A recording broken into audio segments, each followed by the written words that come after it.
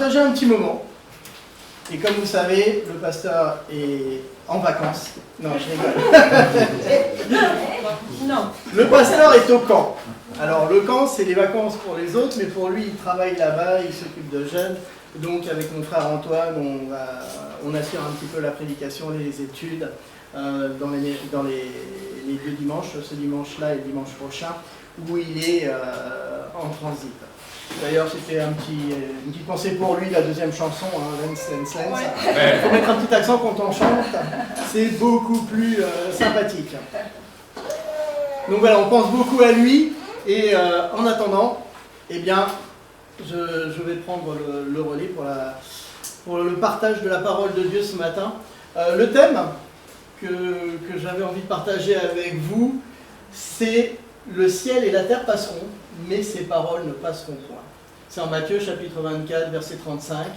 Et la question que je voulais vous poser, c'est est-ce que vous êtes en mode avion pendant les vacances, ou est-ce que vous vous mettez hors connexion?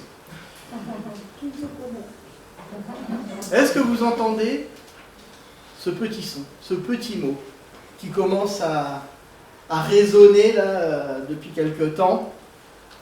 Vacances. Vacances. Amen. Ah là là. Mais avant d'y arriver, à avoir ce doux bruit à mes oreilles, qui est dans une semaine, vacances. Eh bien, il a fallu traverser le mois de mai et le mois de juin. Et quand je regarde le mois de mai et le mois de juin, ça a été quasiment de la folie. Je voudrais parler de nos jeunes qui ont eu les études, les examens, les révisions. Et je pense qu'ils ont transpiré à grosses gouttes pour le travail. Que ça soit tous les parents, avec toutes les fins d'école, fin d'année scolaire, les conseils, les organisations des fêtes, des associations, des choses comme ça. Ceux qui travaillent, qui ont souvent tout à boucler avant leurs vacances. Et c'est incroyable, hein, quand on remet un petit peu de l'ordre, et là je revoyais encore l'histoire de Marthe de l'étude de ce matin, avec tellement de choses à faire, tout ça pour arriver à ce mot, vacances.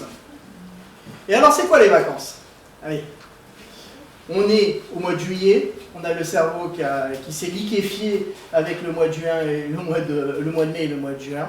On est dans un brouillard, et là, on part en vacances. Ça veut dire quoi?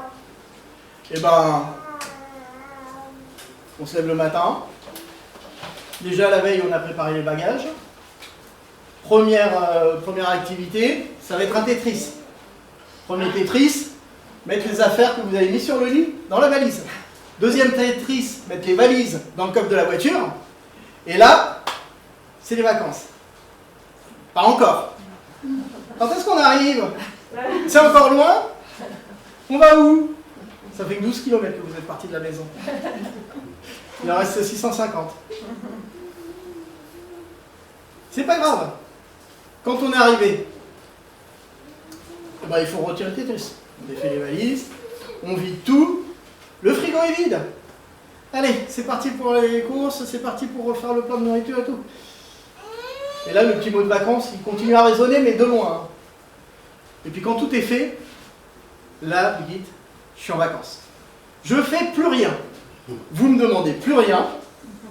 Je cuisine plus. Je fais pas le ménage. Je ne fais plus rien. Vous vous débrouillez. Et vous savez quoi? Eh bien, le besoin de détente,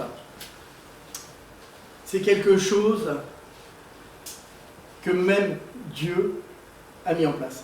Il sait très bien que c'est difficile, qu'on a beaucoup de choses qui vont nous éprouver. Et ce qui est intéressant, c'est que, en plus que Dieu le Père, le jour à la création, y a pensé à ce besoin qu'on a de se reposer. C'était le 5e, 6e, 7e jour? 7e jour, oui. Alors, pour certains, c'est 5 jours pour 2 jours de travail. Mais le besoin Dieu sait qu'on en a besoin de se reposer. Et ce qui est intéressant, c'est de voir que même Jésus, il le savait. En Marc chapitre 6, verset 31, Jésus leur dit, « Venez à l'écart, dans un lieu désert, et reposez-vous un peu, car il y a beaucoup d'allants et de venants, et ils n'avaient même pas le temps de manger. » Les disciples travaillaient avec Jésus, ils l'ouvraient, ils apportaient la parole, ils accompagnaient Jésus dans son ministère. Eh bien, c'était pas de tout repos. C'était même pas du tout reposant. Ils avaient tellement de travail, il y avait tellement de gens qui les sollicitaient pour être guéris, pour recevoir la parole, pour avoir un enseignement, qu'ils n'avaient pas de temps de manger. Et là, Jésus a dit, je vous propose un petit peu de vacances. On va aller par là-bas, bord de mer, dans le Hamach. Vous allez voir, ça va vous faire du bien. Dieu sait très bien que notre corps et notre esprit ont besoin de repos. Mais attention, quel est le risque pour un chrétien de vouloir absolument se reposer? Est-ce qu'on passe en mode avion? C'est-à-dire, est-ce qu'on se dit, comme pour le travail, je déconnecte tout? C'est un défi pour l'été. C'est un désir. Pas regarder les mails du boulot. Des fois, il faut se battre. Pas répondre aux messages au téléphone et WhatsApp. Pas décrocher, même quand c'est des numéros de l'employeur. C'est l'été. On se met hors ligne. Mais est-ce qu'on fait ça aussi pour l'Église? Je suis content de vous voir, de vous voir tous ici. Je vois que vous n'avez pas de téléphone portable avec le mode avion, parce que vous êtes là. Vous n'avez pas mis l'Église en ligne. L'Église, elle tourne au ralenti. On n'est pas très nombreux, parce que beaucoup sont partis. La preuve, oui, non mais je vois beaucoup de monde, l'Église est presque pleine, et pourtant, des gens sont en vacances. C'est-à-dire que si tout le monde était là en même temps, je pense qu'on n'aurait pas assez de chaises. On aurait un bon problème. On aurait pris la place de chaîne dans le jardin, et puis elle serait venue ici avec les enfants. Mais c'est ça. L'été, ça tourne au ralenti. Donc, nous aussi. Mais une chose qui ne tourne jamais au ralenti, c'est la parole de Dieu. En Matthieu, chapitre 24-35, la première slide que vous avez vue, il était dit « Le ciel et la terre passeront, mais mes paroles ne passeront point. » Donc aujourd'hui, nous allons voir ensemble comment profiter pleinement d'un temps de repos physique, comme Dieu l'a demandé, pour pouvoir aussi se ressourcer spirituellement. On ne met pas nos âmes au repos. Évidemment, ça serait facile de dire si mon corps est au repos, mon esprit est au repos. Comme je débranche tout, je coupe mon téléphone. Alors pour certains, je ne dirais pas de nom, mais cette chose-là, quand ils sont en vacances, elle est quelque part dans la maison. Qui c'est qui a une montre pendant les vacances et qui c'est qui laisse la montre posée à côté des bijoux? On éteint tout. Et vous éteignez votre téléphone, vous vous mettez hors ligne. Malheureusement, est-ce que votre cerveau aussi et votre âme se met en ligne? J'ai plus d'application Bible Online sur mon téléphone, puisque j'ai un téléphone, je ne prends pas le téléphone, donc on va laisser tomber aussi un peu la lecture et puis les études. Attention, c'est un danger. Vous imaginez bien que lorsqu'on arrive en vacances, il y a plein de choses qu'on peut faire. La première chose, arrêtez de cuisiner des plats trop compliqués. Tomates, concombres, coupés en lamelles ou en dés, dans un bol, avec un petit peu de sauce, un petit peu de salade, vous mettez ce que vous voulez, de toute manière, tant qu'il y a des bonnes choses, moi je dis que ça ne peut pas être mauvais. Et puis voilà, on ne cuisine pas plus que ça. On ne va pas faire de raclette, on ne va pas faire de blanquette, on ne va pas faire de grands plats, on va faire un barbecue. On prend les saucisses, on les met à griller et on les mange. Aussi simple que ça. Mais est-ce qu'on s'arrête de respirer? Est-ce qu'on arrive en disant « J'ai bien bossé cette année, là je vais arrêter de respirer pendant 15 jours de vacances, je vais reposer mes poumons ». Non, c'est naturel. Eh bien, il faut faire attention. Notre âme doit pas s'arrêter de respirer, doit pas s'arrêter de vouloir se nourrir spirituellement. Matthieu chapitre 4, verset 4 nous le dit bien. L'homme ne vivra pas de pain seulement, mais de toute parole qui sort de la bouche de Dieu. Faites attention aux glaces. Non. À ne pas mettre en pause votre relation avec le Seigneur. À ne pas dire je suis en vacances, Dieu est en vacances aussi. Peut-être que Dieu il a le droit à ses vacances. Hein. On ne va pas le déranger par des prières. On ne va pas le déranger par des louanges. Je ne voudrais pas le réveiller en chantant trop fort ou trop faux. Non, ça c'est... Non, Amy, tu n'as pas le droit de rigoler. Alors la parole de Dieu, il faut comprendre que ça ne doit pas être une activité religieuse. On a vu un petit peu l'histoire de Marthe et Marie ce matin. Est-ce que pour vous, la parole de Dieu, ce n'est qu'une des activités parmi les autres, comme faire à manger comme faire... Vous savez, il y a des choses qui sont étonnantes. Hein. Je ne sais pas comment vous faites, mais je suis sûr que vous allez dire, bah, tiens, pourquoi il parle de moi? Vous vous levez le matin, vous prenez votre café, et là, vous allez dans votre application et vous prenez l'étude du matin. Et je dis ça parce que souvent on voit plein de versets qui passent le matin à 6h, soit dans le train, soit dans... Et donc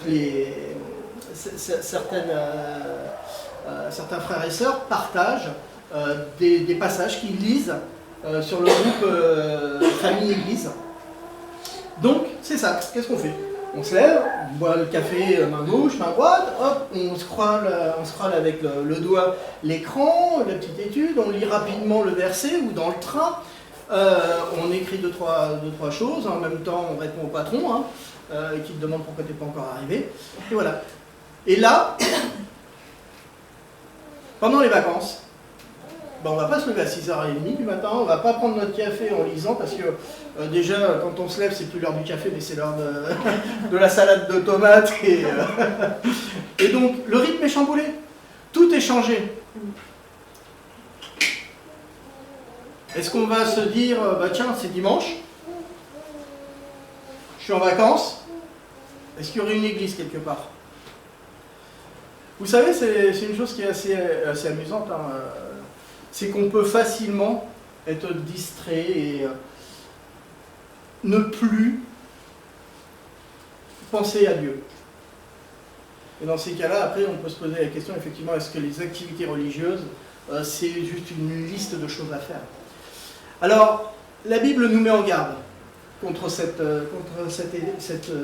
attitude de se sentir en vacances et de se déconnecter de Dieu. Il y a une histoire dans la Bible, quand on la regarde un petit peu de près, c'est celle du roi David sur sa terrasse. Je suppose que vous la connaissez. Bon, c'est pas la terrasse et ni la vue que le roi David avait, mais qu'est-ce qui s'est passé à ce moment-là? L'année suivante, au temps où les rois se mettaient en campagne, David envoya Joab avec ses serviteurs et tout Israël pour détruire les fils d'Ammon. Mais David resta à Jérusalem. Imaginez-vous que là, c'est une année où il y a de la guerre, où il y a des combats, où ils se battent royaume contre royaume. On envoie tout le monde. On voit dans le premier passage qu'au temps où les rois se mettent en campagne, c'est-à-dire les plus hauts dignitaires, rentrent en guerre. Qu'est-ce qu'il fait David? Eh ben moi, je prends des vacances. Et il reste à où? Sur sa terrasse. Au soleil, c'est marrant. Il n'est pas parti en guerre. Il s'est reposé. Il a laissé les autres se battre pour lui, mais lui, il avait déjà fait énormément de combats.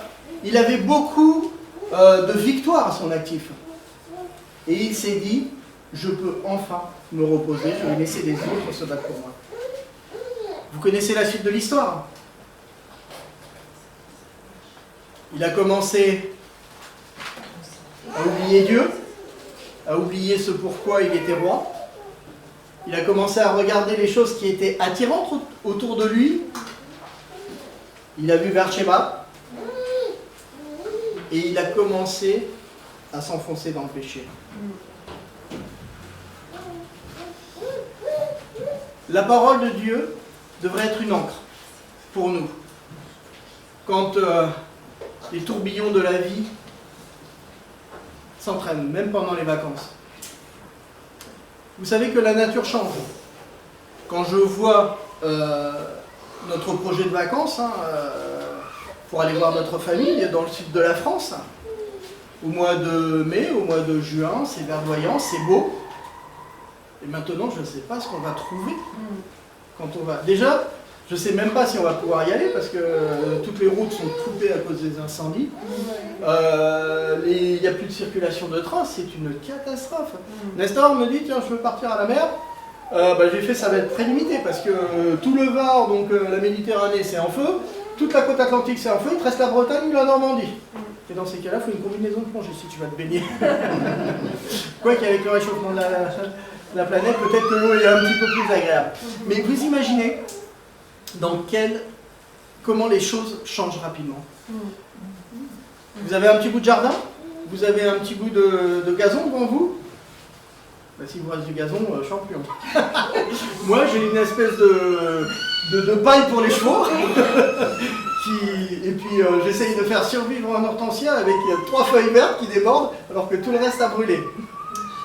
La parole de Dieu nous dit en Ésaïe, chapitre 40, les versets 6 à 8, « Toute chair est comme l'herbe, et tout son éclat comme la fleur des champs. L'herbe sèche, la fleur tombe, quand le souffle de l'Éternel passe dessus.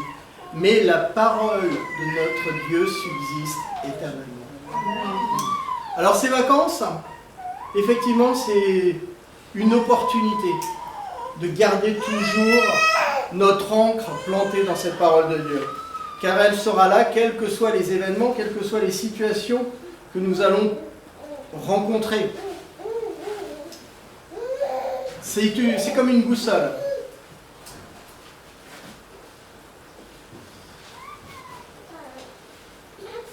Le psaume 105 nous dit « Ta parole est une lampe à mes pieds et une lumière sur mon sentier. À toujours, ô Éternel, ta parole subsiste dans les cieux. » C'est comme un bateau. Cette encre qu'on doit toujours avoir, quelles que soient les situations, que ce soit au travail ou en vacances, c'est ce qui nous permettra de pouvoir tenir et de ne pas dériver. Souvenez-vous de David, du roi David, d'un peu de repos qu'il a voulu s'accorder, comment il a dérivé. Je ne sais pas si vous connaissez un peu les baïnes dans le sud-ouest. Vous avez déjà entendu parler de ça? Vous commencez à vous baigner, à nager, et ça nous arrive souvent quand on y va. On se met entre 2 drapeaux. On nage, on se baigne. Alors, il y a des vagues, on fait pas. C'est juste être secoué un peu par les vagues, c'est amusant. Et puis après, on lève la tête, une fois qu'on a été roulé 2-3 fois, hop, et puis on cherche les drapeaux. Et puis les drapeaux, ils ont décalé. Et là, on marche dans l'eau pour revenir entre les drapeaux. On continue à jouer, quand on lève la tête, on est encore sorti des drapeaux. Ce courant est invisible, on ne le sent pas, il suffit juste de sauter pour éviter une vague, et là, vous êtes déplacé. Eh bien, c'est exactement ce qui se passe si pendant les vacances, on se met hors ligne. On se met en mode avion de Dieu. On va finir par être entraîné à la dérive et dans un désert spirituel.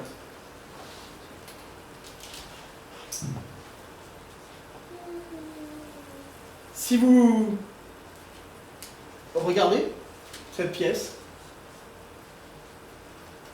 et que vous fermez les yeux, 1 minute, et de fermer les yeux. C'est un petit jeu. On va jouer à les 7 erreurs. Fermez les yeux. Ok. Qu'est-ce qui a changé? Regardez, qu'est-ce qui a changé? Rien. Rien n'a changé. Bah, referme les yeux alors. On referme les yeux. On va réessayer encore. Qu'est-ce qui a changé? Si vous regardez. Ça va. Ok. Allez, une dernière fois, je vous laisse une chance. Fermez les yeux. Et qu'est-ce qui a changé? C'est toi qui as bougé. À chaque fois, j'ai bougé. Ouais. Mais j'ai bougé qu'un petit peu, vous ne l'avez pas vu. Ah ouais. C'est comme ça, le péché. On dérive, on dérive. Et après, quand on n'est plus, ou quand on est trop loin, et qu'on commence à être perdu, eh bien, c'est très difficile de revenir. Alors, pendant ces vacances, attention au mode hors ligne. Et pourquoi on n'essaierait pas de faire quelque chose de spécial pendant ces vacances? Comment on pourrait faire pour que ces vacances deviennent un sanctuaire spirituel? Eh bien, je vais vous proposer quelques solutions. Pendant ces vacances, je voudrais vous encourager à réinventer votre relation avec Dieu. Peut-être que votre application est sur votre téléphone. Pendant les vacances, éteignez votre téléphone. Rangez-le dans un tiroir. Oui, mais j'ai plus mon application, je ne vais plus lire ma Bible. Antoine, la version papier, c'est ce qu'il y a de mieux.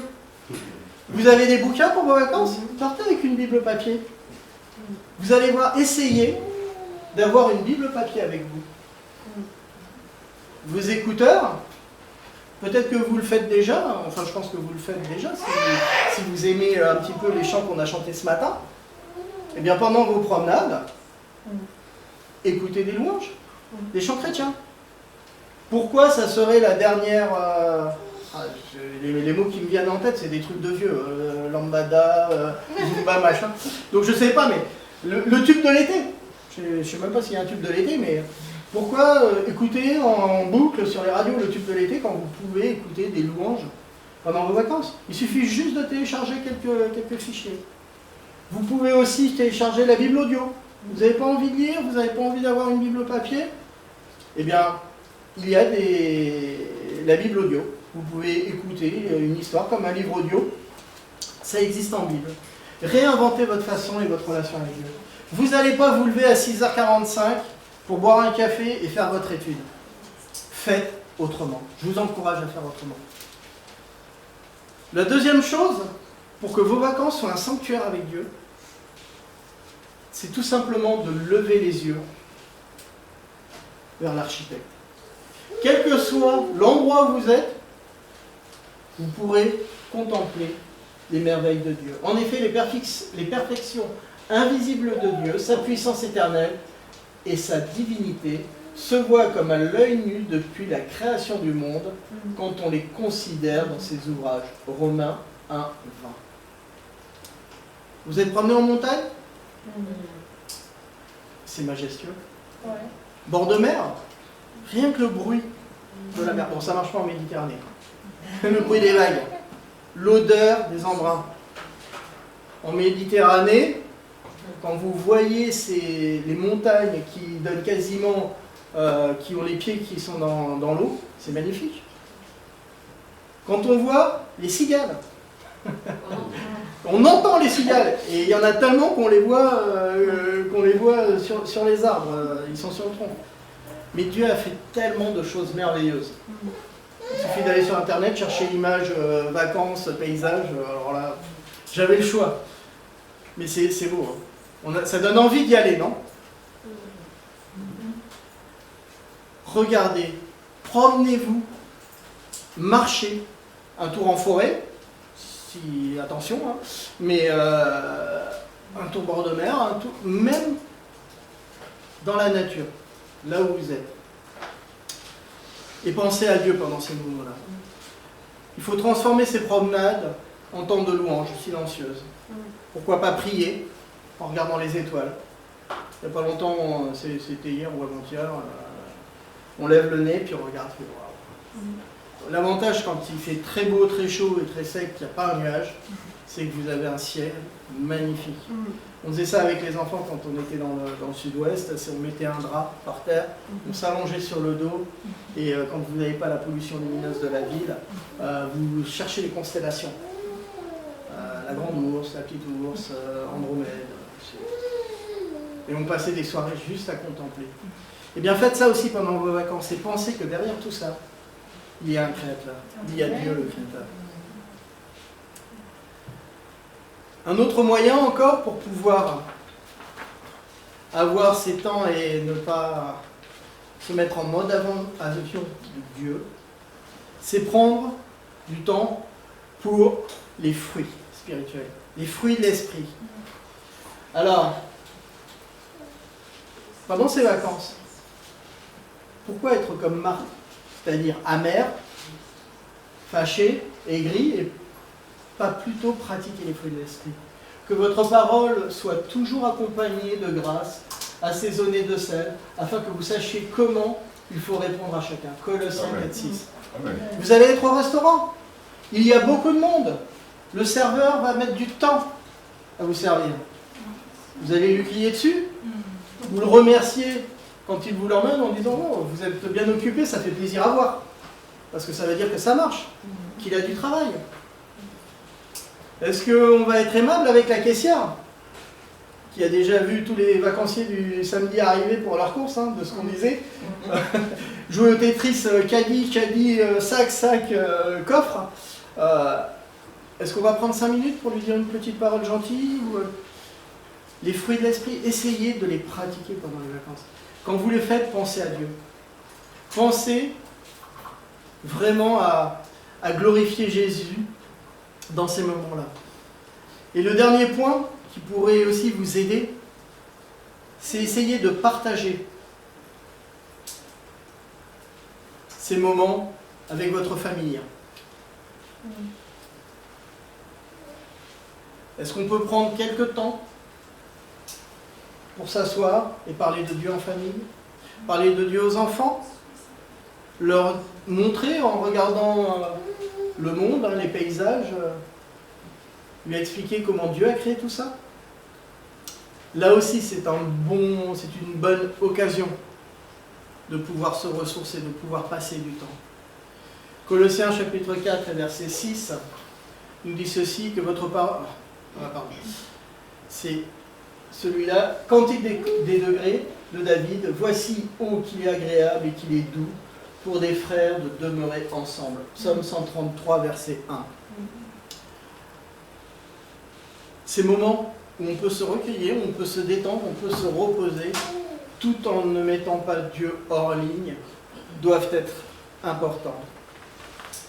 Donc je voudrais vous encourager ce matin, pour ceux qui vont partir en vacances, même ceux qui restent, de toujours garder à l'esprit que même si les choses passent, la parole de Dieu est éternelle, et ça peut être une encre et ça peut être quelque chose qui va vous aider à passer de meilleures vacances.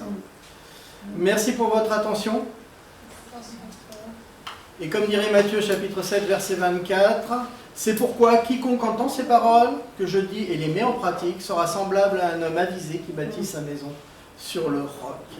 Amen. On va prier et après on va avoir un chant. Merci Père pour ces moments que tu nous as permis de passer, pour ta parole qui nous montre encore une fois l'importance que tu accordes à notre repos, aux besoins qu'on a de se détendre, de se reposer, de récupérer physiquement. Mais Père, permets-nous de toujours avoir les regards fixés sur toi, même pendant nos vacances, penser à toi et continuer à t'aimer, afin que nous puissions revenir de ces vacances encore plus ressourcés, encouragés pour te servir. Oui Père, bénis ton assemblée, bénis tes enfants qui sont en vacances, ceux qui sont aussi dans les difficultés et qui auraient besoin de repos pour physique et pour leur âme. Encore une fois Père, nous remettons nos prières entre tes mains et nous te demandons de bien vouloir les exaucer, car c'est au nom de ton Fils Jésus que nous le faisons. Amen. Amen. Merci.